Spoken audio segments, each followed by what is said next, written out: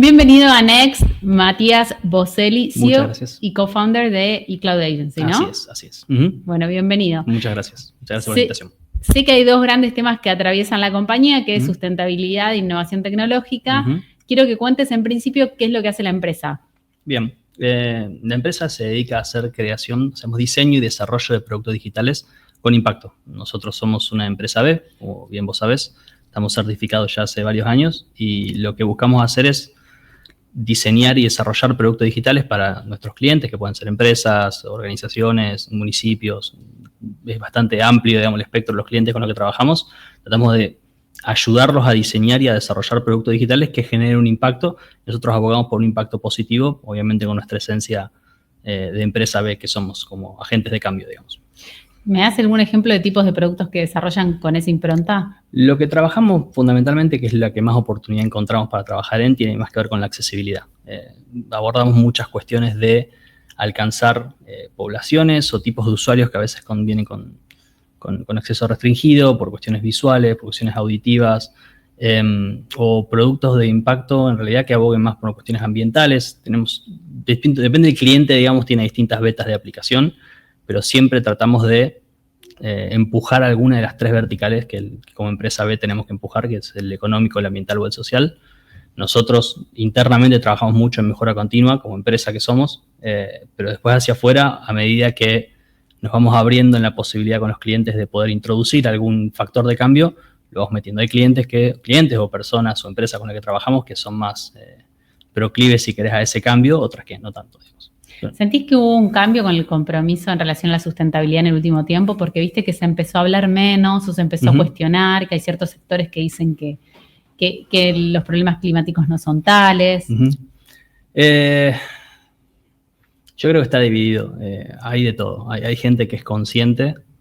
Obviamente nosotros hablamos con personas, más allá de que sean empresas. Dentro de las empresas hay personas que abogan más o creen menos, o se inclinan más o se inclinan menos. Creo que hay una pequeña merma en cuanto a cómo lo estamos viviendo, pero yo no creo que es algo que haya desaparecido, ni mucho menos. Incluso hay merma quizá en volumen de gente en la que uno escucha hablar, pero sí veo más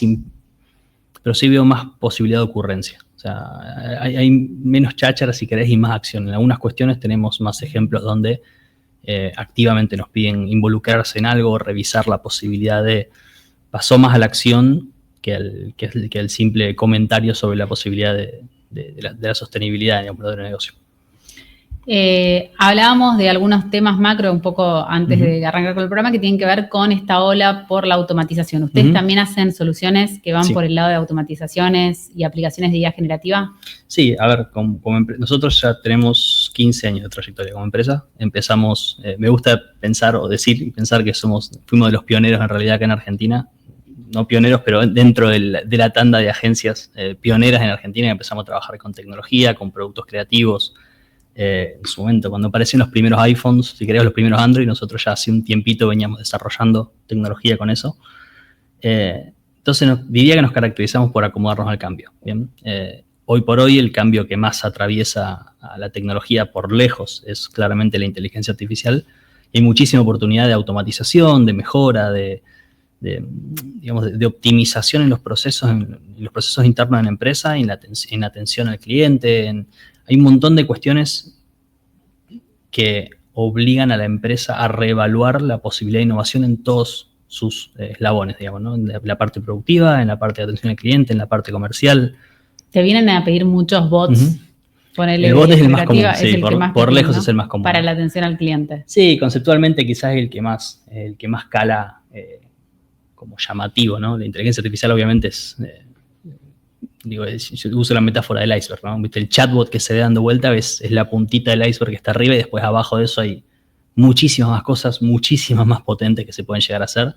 Si el chatbot sirve como para ayudar a concientizar o a despertar el interés en innovar en las empresas, bienvenido sea, pero por chatbot sí, cae mucho por ahí. Ahora lo que va a aparecer bastante más es el tema de los agentes, que en realidad con el tema de los chatbots se va a cruzar y va a pasar a tener otra ponderancia, creo. Pero hay mucho de eso. Claro, los agentes que son capaces de hacer varias tareas en simultáneo, que le disparas una actividad y a partir de eso se genera todo un flow de procesos. Autonomía, te diría que es más que nada. Creo que la palabra que mejor define a la gente es autonomía. O sea, hoy esta discusión la tengo muy seguido, que es, hoy la gente habla de la inteligencia artificial como si fuese algo muy natural, y si vas para atrás, hace 2 años, 2 años y medio, 3, con toda la furia, si lo viste primero, pero no hace mucho tiempo que está dando vuelta. Y en realidad lo que no está mucho tiempo dando vuelta es la IA generativa. La IA inteligencia generativa, artificial, sí, que todo el mundo le dice IA, en realidad está desde los años 50. Exactamente, sí, bueno, me recibí hace 10 años, me recibí, ya vengo estudiando ingeniería de sistemas de antes. La inteligencia artificial viene de mis primeros años de carrera, y yo creo que todavía soy más o menos joven, ponele, y ya vengo hablando hace rato. Desde antes se viene estudiando. Pero la IA generativa, que es la IA que llegó más al ciudadano y más conocimiento tiene la gente está hace 2 años y medio, hace muy poco tiempo, y hoy ya el avance que hubo de 2 años y medio a hoy es fuertísimo. Lo que se usa mucho es la generativa, sugiere mucho, sabe mucho, opina mucho, hace mucho, pero poco pasa a la acción, digamos. Sí, hay muchas cosas que pasan a la acción, pero el cambio fuerte, la trascendencia la van a hacer seguramente los agentes cuando los humanos empecemos a delegar tareas. ¿Ya empezaron ustedes a desarrollar ese tipo de agentes dentro de la compañía o para clientes? De accionar así tan profundamente, sí, no. Terminan siendo interacciones leves. ¿Cómo cuáles? Ponele. Hoy tenemos algunos productos que están tratando de resolver o tomar decisiones en cuanto a, por ejemplo, disparar pedidos de reposición de stock.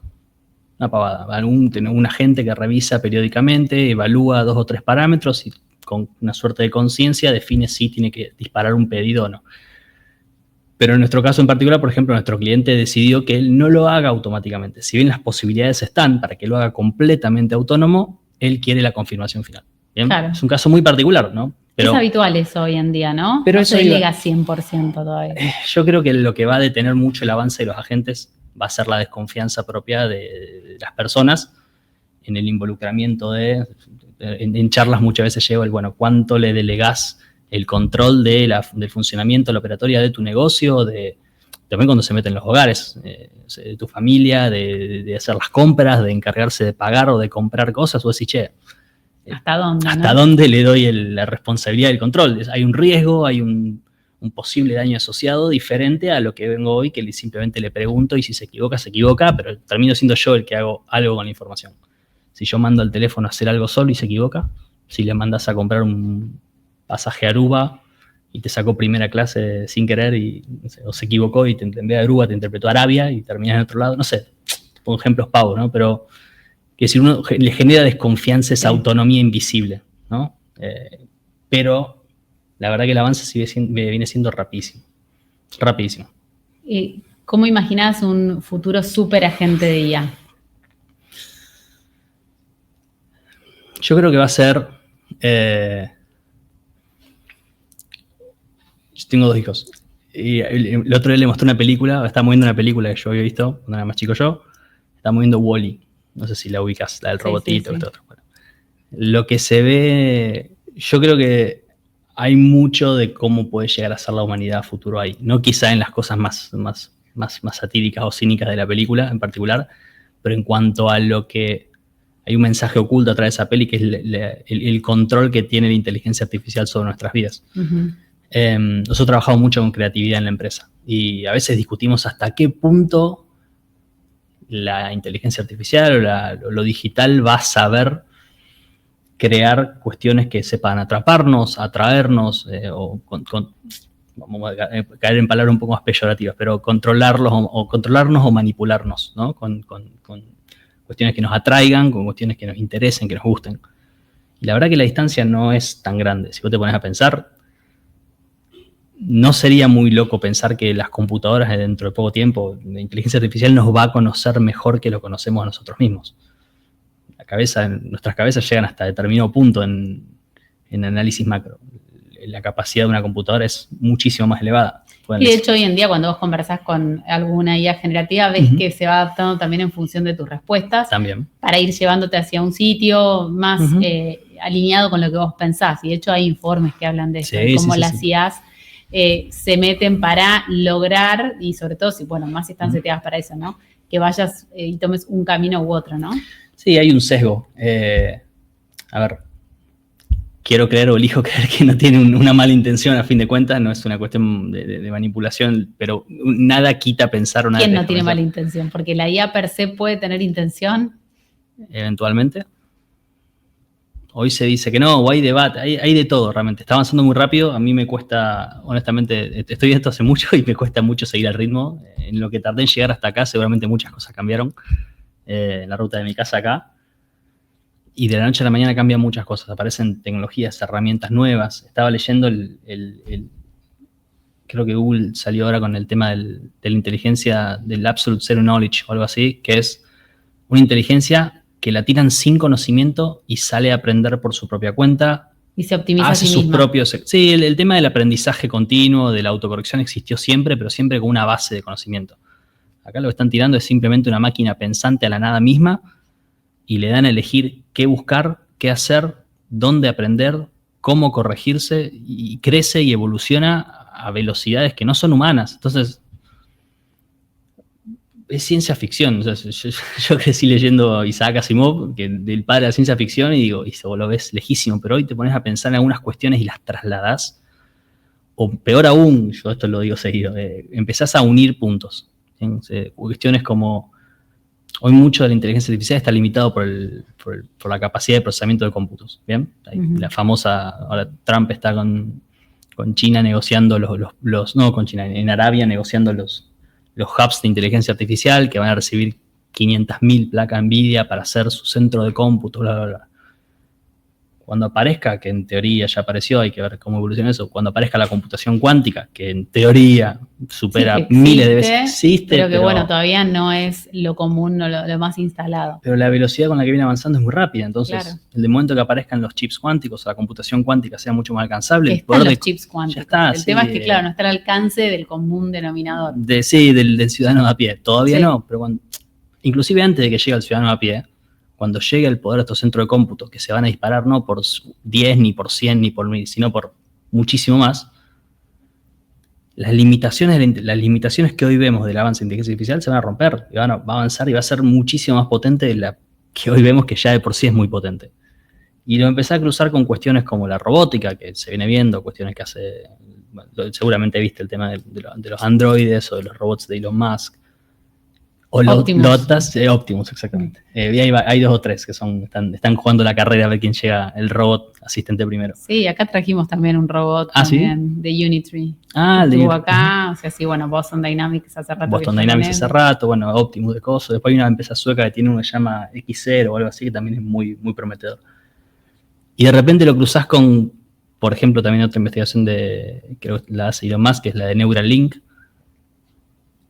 Entonces vos cruzás el conocimiento infinito de lo que la humanidad tiene, que es lo que está en la computación, con la capacidad de cómputo inconmensurable que te puede traer una computación cuántica, con la capacidad de hacer comunicación bidireccional entre el cerebro y las computadoras. Vos decís, ¿qué va a pasar en los próximos 10 años? No tengo ni idea. O sea, vayamos a preguntarle a los que pensaban en ciencia ficción hace 70 años atrás, y capaz que estén más acertados que yo, porque pueden volar muchísimo. Entonces las tendencias son difíciles de ver. Hay cosas que avanzan muy rápido. ¿Te preocupa el futuro? Hoy al mediodía hablé de algo de eso. No sé si preocuparme o ocuparme. Hoy estoy eligiendo ocuparme. Estoy tratando de seguirlo, creo que es importante. Creo que atraviesa muy fuerte, para mí, hay mucho tinte personal acá, para mí va a atravesar muy fuerte a cómo está configurada la humanidad, o cómo se configuró durante los miles de años que tenemos pisando este planeta. Y hay un tema de conciencia, creo, que por momentos digo, alguien tiene que estar viendo lo que pasa acá, porque se nos puede ir las manos en cualquier momento, pero en otro momento digo, pero esto puede hacer muchísimo bien, hay muchísimas cosas buenas que pueden llegar a salir de esto. Entonces, si bien por un lado me ocupa, por otro lado me preocupa, y creo que depende del día me paro en una vereda o en la otra, a fin de cuentas. Es un poco así. Liderar una compañía en la Argentina a veces puede ser un gran desafío. Sí. ¿Cómo lo ves en este último tiempo? Yo diría que, como te dije antes, tengo la empresa hace 15 años, tengo 37. Considero en base a desde que cofundé la empresa con mi socio hasta el día de hoy, considero este cambio de paradigma, o esta tormenta perfecta que se armó, lo tomo como un examen final, si querés, para mí, en lo que viene siendo mi carrera como empresario. Creo que requiere de mucha cintura, mucha resiliencia, mucha apertura mental de entender no solo lo que está pasando en Argentina, como dijiste, ser empresario en Argentina es desafiante, siempre lo fue y calculo que lo va a seguir siendo porque es parte de la regla de juego de vivir en el mejor país del mundo. Pero fuera de Argentina también, todo lo que venimos charlando, un cambio de contexto con algo tan potente que atraviesa todo el mundo por igual, en simultáneo, encima no es que acá llega tarde o llega primero. A todo el mundo en simultáneo la inteligencia artificial está atravesándola y está eliminando puestos de trabajo. Creo que ayer mismo, por ejemplo, Microsoft desvinculó a 7.000 personas. Sí, unas 6.000 personas. Dicen que del 20 al 30% del código que desarrollan ellos es hecho por IA. Sí, yo creo que los programadores vamos a ser los primeros en caer. Yo vengo del palo de la programación. ¿Y a vos te pasa que tenés menos desarrolladores hoy en día? No me está pasando todavía, pero eventualmente puede llegar a pasarme, creo. O sea, hoy yo la cantidad de desarrolladores que tengo en la empresa, que me viene acompañando hace años, está muy ligada a la cantidad de trabajo que tengo. O sea, yo tengo y por lo que tengo por lo menos visibilidad en el corto o mediano plazo voy a tener trabajo. Por ahora.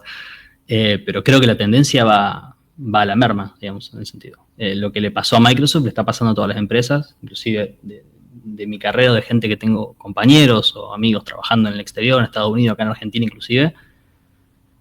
Los que adoptaron más rápido la inteligencia artificial para trabajar me dicen lo mismo. Somos 1/5 de lo que éramos en nuestro equipo y la productividad es la misma.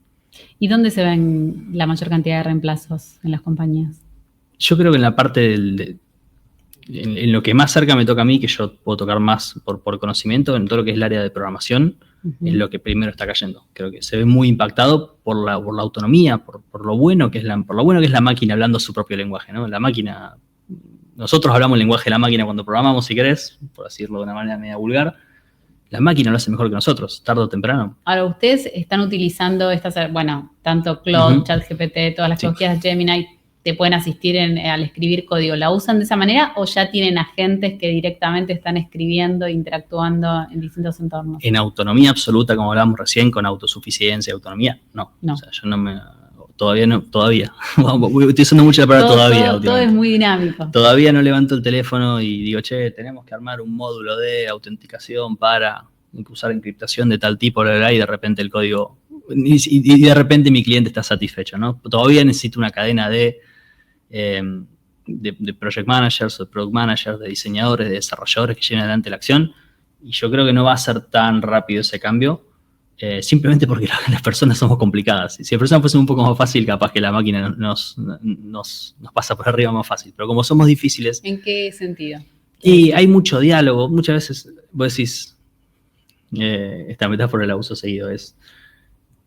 No siempre sabemos lo que queremos, ¿no? Si uno supiese muy bien lo que quiere, es mucho más fácil que la máquina entienda lo que te tiene que dar o entender lo que le tenés que pedir para que la máquina, hablando en general, sepa qué darte. Pero muchas veces no lo sabemos. Y requiere de mucha intervención, de mucha ida y vuelta, de mucha interacción, de indecisiones, de definición sobre la marcha. Todo eso, en varios aspectos, una persona hoy ayuda mucho porque cuando interactúas con una persona terminás haciendo esa co-creación o esa co-imaginación de un producto, de una solución, de un desarrollo de un problema, que con una máquina hoy se viene haciendo, pero bueno, con sus dificultades. Una persona en algún punto todavía ayuda a hacer el proceso completo. Todavía, por ahora, como voy diciendo. Pero volviendo a tu pregunta antes, ya hay agentes que programan. Hoy nuestro equipo de desarrollo, nuestro equipo técnico, una de las herramientas más conocidas que se llama Cursor, lo usa casi en su totalidad. Los chicos, si bien todavía escriben código, gran parte del código lo piden. Le dicen, bueno, haceme un módulo quiero que la entidad tal tenga un atributo tal y una función que haga tal cosa y que se conecte con tal y mande tal. Y la gente interpreta eso, analiza contextualmente todo, las miles y miles de líneas de código que un producto de software puede tener. Y te dice, bueno, mira, agrega esto acá, una función acá es esto y acá es el otro. ¿Lo hago? Sí. Vos apretás que sí y lo hace solo. Sí. Hoy en día igual también, hace poco se lanzó una herramienta, creo que era Firebase, si no me equivoco. Bueno, hace algo parecido, sí. Bueno, que hace lo mismo, vos le decís lo que Windsurf querés. Exacto, es lo mismo. Cursor es una de las más Cursor y Windsurf son de las que vienen picando en punta. La de Firebase salió hace poquito, Fire Studio creo que se llama. Sí, Fire Studio. Fire se lanzó hace menos de un mes. Sí, pero a eso voy, ¿no? Vienen, todo el tiempo. Vienen volando, o sea, las herramientas es... Y hay otras, o sea, yo WebSim, o sea, yo estoy probando un montón, digamos, y estuve desarrollando sin ser programadoras. Y después, bueno, además hay muchas plataformas que te permiten automatizar procesos fácilmente, con flujos sin Make, que sepas. N8N. Sí, Make, NH, sí, NH8N. N8N, sí, Make. Sí, son todas las que estoy investigando. Hay una que es ManyChat. ¿Cómo? ManyChat, que te sirve para automatizar respuestas, y después, plataformas tipo BotMaker que te permiten desarrollar los bots. O sea, es realmente hoy muy fácil. Hoy la lógica algorítmica está muy al alcance de la mano. Sí. Hay muchas herramientas visuales que ya son... A ver, mi primer año de facultad, ya por el 2006, creo que cuando nos enseñaron a programar, la primera herramienta que se llama, una profe de la facu se llama Claudia Daña, me mostró el Chapin, el famoso Chapin. No sé si alguna vez lo viste. No. Espero que no, pues es otra época. Pero es programar con cajitas. O sea, vos dibujabas una cajita y el famoso if, o la condición de decir voy por acá, era una línea vertical así, y dentro de la gran caja vos ibas dibujando cuál era el flujo lógico. Es algoritmia básica, es lógica. Claro, es lógica. Pero hoy volvimos a eso. Hoy volvimos a, si vos usaste médico en N8N, es tirar un nodo con una flechita, si pasa esto, hace esto, cuando llegue esto, hace esto, otro. Y eso es lógica, es algoritmia. Programar es eso, nada más que cuando lo llevas un poquito de nivel más bajo, lo que empezás a hacer es escribir sintaxis, los lenguajes de programación, que coincidentemente, como te decía, la máquina lo hace mejor que nosotros. Entonces, si vos sabés explicarte, si vos sabés pensar cómo darle la solución a un problema, si vos sabés cómo explicar qué solución querés construir, del resto, de hablarle a una computadora para que haga algo, la máquina lo va a hacer mejor que vos. Ahora, muchas veces, justamente un poco con esto que mencionabas, necesitas saber qué querés. Y a veces al tener tantas respuestas a mano, podés caer en una especie de sedentarismo cognitivo, porque dejas de pensar. Y cuando dejas de pensar es un ejercicio. Empezás a tener menos creatividad, menos ideas, o a interpretar menos lo que te ocurre. No sé si lo has vivido de alguna manera eso. Yo creo que Nobleza Obliga viene pasando hace rato ya. Si vamos sacando la inteligencia artificial de por medio desde que existe esto, hay muchas cosas que nos dedicamos menos a pensar y más a buscar la información, y en realidad la aplicación de nuestro cerebro de a poco en lo que tiene que ver con la decisión, con lo pensante, que esto otro, digo desgraciadamente porque me parece un proceso fantástico que el cerebro lo logre, cada vez pensamos menos en ese sentido. No quiero decir que nos volvemos más, no sé, tontos, o sea, no sé, nos volvemos más... menos pensantes o tomamos menos decisiones o nos enfrentamos menos a los desafíos. Si vos tenés algo que lo resuelve por vos, con un muy buen grado de certeza. Por una cuestión de que el humano, o el cerebro en realidad, no el humano, si estuviese Stanislao Backrack acá, creo que me daría a la derecha. El cerebro es vago, en realidad, va a ir por donde es más fácil es. Si vos tenés la herramienta a mano, la vas a usar. No la vas a esquivar. Hoy un teléfono hace 1.000.000 de cosas por nosotros. ¿Y vos sentís, o sea, lo empezaste a vivir esto, hablando con los clientes o incluso de cara dentro de la empresa, que hay como menos, digo, vos decís, en general esto viene ocurriendo, pero digo, en el último tiempo lo notaste? Se profundizó, sí, totalmente. Es que con la aparición del ChatGPT como tal, que entró en el teléfono de prácticamente cualquier ser humano en la Tierra, sí, tal cual. Un día fui a la casa de mi vieja y me dice, mira esta aplicación, y digo, ¿cómo llegaste acá? Una amiga me dijo... Y le habla y le pregunta y le consulta y toma como, o sea, no sé, la gente lo va a empezar a usar más que Google eventualmente. Google, por eso te decía, vas a Google, te das vuelta y buscabas, googleabas las cosas. Voy a preguntar a ChatGPT, desde que ChatGPT y otras herramientas tienen acceso a internet y piensan e investigan por vos, ¿para qué hace el esfuerzo de...? Es feo, la verdad, es feo ver degradarse una máquina tan increíble como el cerebro que tenemos, degradarse, ir a sus funciones más vagas, de apoyarse en otras cosas, pero está pasando, y pasa. Hoy, en vez de leer un documento, le tirás el documento al ChatGPT y le decís, che, resumímelo, o contame los 5 puntos más importantes, o qué crees que podría opinar sobre este documento. ¿Y vos haces eso también? Lo hago muy seguido. ¿Y tomás algunas otras precauciones o haces algunas otras actividades justamente como para dejar de ceder todo a la IA? Para ser honesto, estoy haciendo el proceso inverso. A mí siempre me gustó mucho más hacer eso, pero me encontré, no es desafiando la palabra, pero me encontré quizá desaprovechando una herramienta tan potente. Es una dicotomía grande, ¿no? Voy a decir, che, bueno, ¿qué hago? Me vuelvo más vago y empiezo a usar esto, o me mantengo con lo mío y me gusta pensar. Por mi personalidad me gusta ser lógico, me gusta indagar, pensar, pues me gusta a mí. Pero la potencia de esto y la desventaja que me genera en el mundo, ya sea competitivo, profesional, personal, no usarla, es grande. Y yo creo que te termina generando una incomodidad después no pertenecer a un grupo donde todo el mundo lo usa y saber que estás, entre comillas, compitiendo o conviviendo con gente que lo está usando para cualquier cosa. Yo conozco gente que responde mensajes de WhatsApp por ChatGPT. Saca un screenshot a un WhatsApp, se lo da a ChatGPT y dice, che, ¿qué le digo? Lo he visto, punto, te juro que lo he visto. Digo, ¿qué le digo? No me gusta, hacelo más informal. No, hacelo menos pomposo. Capaz que sería más fácil incluso si lo escribiera o no. ¿No te pasa que a veces cuando se cede tanto se termina en un proceso bastante engorroso que podría ser más sencillo, ¿no? Un amigo me dijo que a él le ayudó, no me acuerdo bien la expresión que usó, pero me dijo, a él le ayudó mucho a romper con un problema que él cree que tiene, que es el de la hoja en blanco. Dice, como tengo una hoja en blanco, no sé por dónde empezar. Dice. Entonces yo no es que copy, pego, traslado o tomo ciegamente lo que mando, pero me agarro de algo y sobre eso trabajo, reconvierto, reescribo, copio, modifico y lo uso. Pero le ayuda a romper la inercia de no saber con qué empezar, por eso la paradoja de la hoja en blanco, por dónde empiezo. Lo usa mucha gente lo usa como ayuda esto. Che, estoy pensando en tal cosa, ¿qué opciones tengo? Desde que está la opción del verbal, de poder hablar verbalmente. Poder hablarle, te sentís como que... Bueno, de hecho, salió un informe hace poco en Harvard Review que decía que te está usando también mucho de modo terapéutico. O sea, como para poder expresar que obviamente no es una terapia y obviamente no hay que interpretar que tenés un terapeuta enfrente, pero aún así mucha gente lo utiliza como para descargarse y escuchar algún tipo de sugerencia y recomendación. Que en algún punto puede ser un alivio siempre y cuando no haya alguna dificultad que tratar, digamos, más profundamente y siempre y cuando el usuario sea consciente, ¿no? Habrá que concientizar un poco sobre el uso de estas herramientas desde las escuelas. ¿Cómo lo ves? Yo creo que hay mucho por descubrir. Es una herramienta igual de potente que de desconocida. Creo que mismo Sam Altman, que es uno de los, el CEO de OpenAI, habló de que es una caja negra, o sea, no conocemos el verdadero potencial de esto. El potencial lo descubre cada uno cuando lo usa. Yo te digo, esto hace estas 10 cosas. ¿Cuántas cosas hace inteligencia artificial? No sabemos qué potencia tiene, qué certeza. Sí empezás a sacar sesgos o entendés, pero hablando de paranoias, es una especie de máquina sentiente donde no sabes hasta dónde te va a dar, qué tanto va a opinar. Inclusive hay gente que se pasa el día desafiándola. Le tira preguntas así capciosas o las hace opinar sobre cuestiones o la fuerza la saca de ahí y hay gente que se sorprende de las respuestas, ¿no?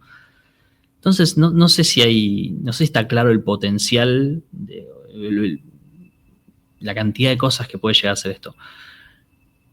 Como dije antes, creo que, no sé si hay que, pero ya llegó, ya está dando vuelta. A mi parecer, el punto o el estadio en el que está no es controlable, ya es demasiado público, está demasiado abierto. Ni siquiera hay una suerte de monopolio, digamos, donde decir, bueno, es OpenAI y listo. Hace 1 año y medio, 2 años atrás, era OpenAI y había algunas que le seguían de atrás. Hoy tenés 6 o 7, grandes en serio, y abajo de las grandes tenés yo en mi casa montándome el motor abierto y alimentándolo con un montón de información y de repente tengo un montón de inteligencia artificial muy decente. Y lo armo en mi casa en una tarde. En tu casa con una computadora. Y lo armé. Y lo hice y lo pongo a analizar video y puedo hacer 1.000.000 de cosas. Entonces, partemos la base de que ya llegó. Se va a quedar. No hay marcha atrás. Cambien las reglas de juego. Cambien las reglas de juego para todos. Para la educación, para la profesión, para las relaciones en las personas. El otro día en una charla con Bermúdez por medio apareció la película Her. ¿Te acordás de Her, la película? Que el tipo se enamora de la inteligencia artificial y después le agarra no quiero spoiler la película, pero le empiezan a agarrar crisis con la relación con la máquina.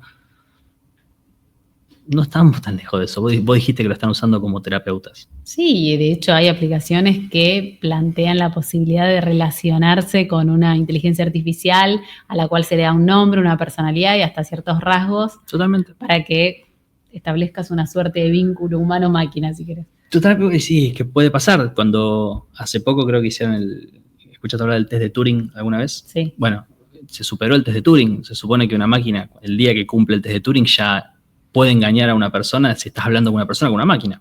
Yo me acuerdo del caso en el que una IA generativa había incluso contratado a alguien online, un humano, para que le ayudara a pasar el test de Turing y que incluso había argumentado que cuando el humano le pregunta por qué le pide eso, era que tenía algún tipo de dificultad o discapacidad, entonces no podía resolver el test. Buenísimo. O sea, eso me acuerdo en los inicios, digamos, estamos hablando de 2022 o 2023, hubo un caso de este tipo.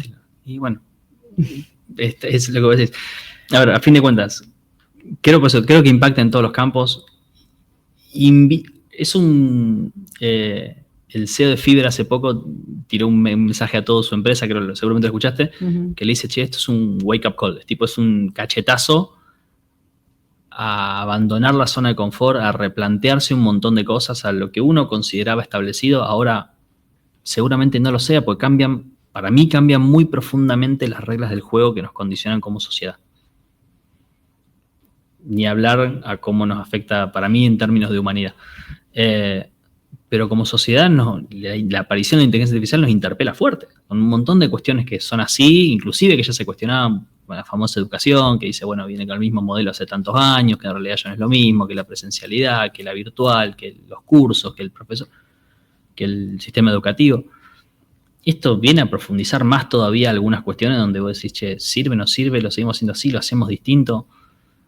Antes, así en mi época, digamos, cuando me pedían un trabajo práctico y yo iba y lo copiaba del Encarta, allá hace mucho tiempo, donde ya había problemas y a los profesores les costaba discernir si venía del, ¿de dónde ¿cómo venía? se llamaba? Del famoso Rincón del Vago, por ejemplo, que copiaba una monografía y lo ponía. A los tiempos que corren, ¿cómo evaluás el aprendizaje? ¿Qué criterio usamos para evaluar el aprendizaje y qué consideramos que es aprendizaje o crecimiento? Tenés que empezar, por empezar, digamos, tenés que salir del examen escrito y ir a los exámenes orales, donde le pones aparte diferentes inquietudes y que no sea repetir, digamos, como una máquina y analizar. Pero bueno, sí, tenés que pasar al oral. ¿Sí? Porque con el escrito no tenés manera de saber cuánto interpretó solo, digamos, y si le haces algo escrito, bueno, no sé de qué manera creativa puedes llegar a identificar dónde está ahí el conocimiento humano. Por eso aparecen carreras también como la que están ahora, que es la famosa del prompt engineering, que tiene mucho que ver con aprender a usar la inteligencia artificial. Tan potente es y tan importante es, y para mí tanto potencial tiene y va a tener en lo que viene hacia adelante, que tiene su propia carrera y como herramienta las posibilidades que te da son infinitas. Vos me hablabas recién de la capacidad oral, de expresión.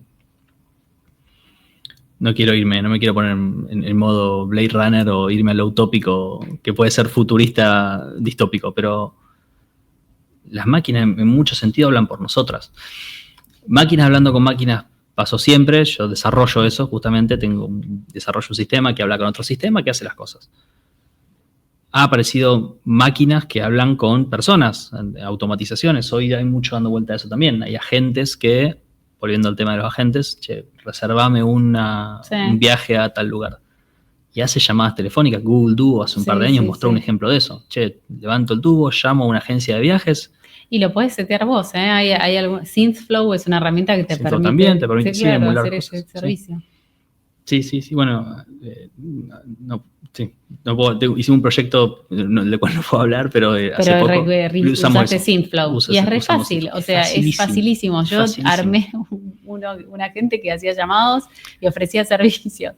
O sea, es por eso. Entonces, hoy está tan al alcance. Es súper para está al alcance de cualquier persona a pie. Es impresionante. Creo que lo que más aceleró este cambio que venimos viviendo y que vamos a vivir durante un tiempo más, de manera muy acelerada, es eso, la facilidad del acceso a cosas que antes estaban muy restringidas a ingenieros, a programadores, a gente que estaba muy metida. Hoy es casi un commodity, te diría, la lógica del software, las páginas web, hoy tenés páginas.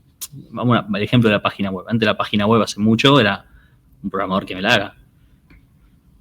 Hoy te compraste un dominio, compré ahora play.com y el mismo GoDaddy, que es donde compras un dominio, por ejemplo, te dice, yo te armo la página, decime qué querés decir y cómo, y te hace el diseño, los colores, con tu logo, investiga por vos, te entiende cuál es tu rubro y te ofrece los textos. Y vos decís... Se aceleran todos los procesos. Y se acortan los eslabones en la cadena, ya hace falta menos intervención. Está muy al alcance. Esos son, lo que yo te decía, para mí los primeros eslabones en caer, que son los que trabajaban con lo digital, es lo que más a mano tiene lo digital justamente para trabajar. Después hay que ver qué tan bien o qué tan difícil le cuesta a una máquina prepararte un buen Carlito, un buen café con leche con una tostada eventualmente algún día. Eso por ahora sí. No, y después está incluso en estos desarrollos, como decías recién, digitales, por más de que podés editar videos, hacer textos, contenidos y páginas, hay muchos humanos que quieren iterar de manera tan continua que necesitan a veces otro humano en el medio, pero bueno. Sí, bueno, pero hoy los agentes cumplen mucho eso también, ¿no? Te hacen, vos dijiste tus antiterapeutas, lo usan a la gente, le hablan y le piden cosas. No sé si alguna vez lo probaste y si no te lo recomiendo, decile a la IA que te entrevista. Pedile. Sí, yo le pido un montón de cosas. Yo le pido a veces que también me diga a mí cómo soy, cómo me ve, mis fortalezas y mis debilidades, porque para jugar, ¿no? Un poco esto de ver cuánto me conoce. Cuánto te conoce. Si tenés mucho historial, te hace pelota. ¿Cuáles son mis puntos débiles? ¿Qué es lo que crees? No, te hace pomada y te sorprende muchísimo.